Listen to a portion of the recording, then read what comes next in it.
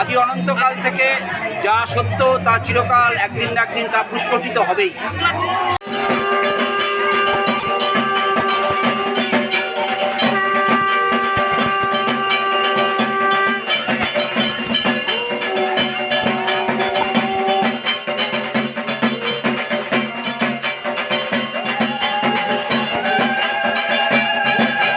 নমস্কার, আমি গৌর ঘোষ। আজ বিশেষ সংবাদ, সতীমার পূজা। সাধারণত দোল পূর্ণিমায় আমরা শুনেছি সতীমার পূজা হয়। হ্যাঁ, ঠিক সেটাও যেমন সত্য, এটাও তেমন সত্য। চাকদা থানার অন্তর্গত জগদীশপুরে ঘটা করে চলছে সতী মায়ের পুজো। আগের দিন আমরা দেখিয়েছিলাম জগদীশপুরের বাসিন্দাদের একত্রিত হয়ে সতী মায়ের আরাধনা করতে। আজ সেদিন দেখেছিলাম প্রথম পর্ব, আজকে দেখাতে চলেছি দ্বিতীয় পর্ব। সতী মায়ের আরাধনার মাধ্যমে কত সুন্দরভাবে যজ্ঞ অনুষ্ঠান হচ্ছে এই এলাকায়। আসুন দেখে নিই। রিপোর্ট দীপক কুমার মুস্তাফি ও গৌর ঘোষ।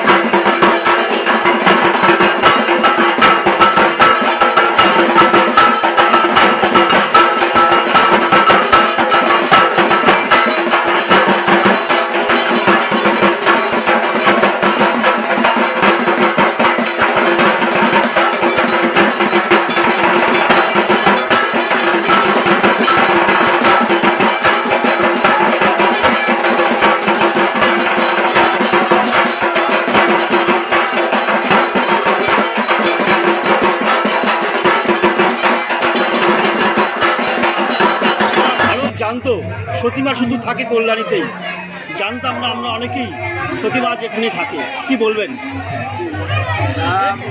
জানাটা খুব স্বাভাবিক, কারণ আদি অনন্তকাল থেকে যা সত্য তা চিরকাল একদিন না একদিন তা প্রস্ফুটিত হবেই। সেই সত্যকে নিয়েই আমাদের চলা। রামশরণ সতীমাতা যে আসল যে জায়গা, রামশরণের যে জন্মভূমি, সতীমায়ের যে শ্বশুরবাড়ি, সেটা চিরায়ত সত্য। এই সত্যকে নিয়ে আমাদের পথ চলা।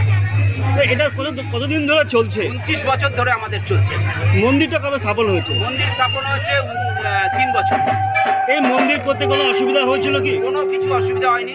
সাধারণ মানুষের সম্পূর্ণ সবাই সেভাবে আর্থিকভাবে মানসিকভাবে সবাইয়ের সাহায্য আছে।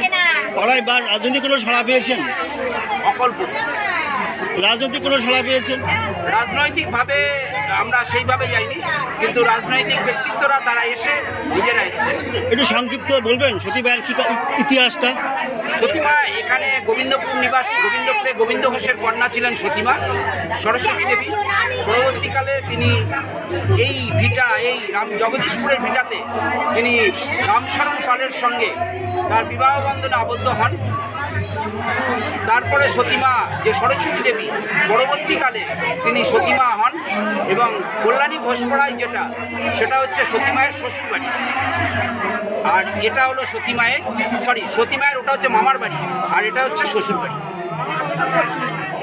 এই যে জগদীশপুর আজ বিখ্যাত হলো, সৌজন্য তো আপনি কি বলবেন? সকলের সহযোগিতা, নাহলে আমার এ কাজ করা অসম্ভব। 84 দিনে এই মন্দিরটা করতে পেরেছি। আজকে দেখছেন কত হাজার হাজার মানুষ। এটা সমস্ত মানুষের ইচ্ছা, এছাড়া আমাদের সম্ভব না।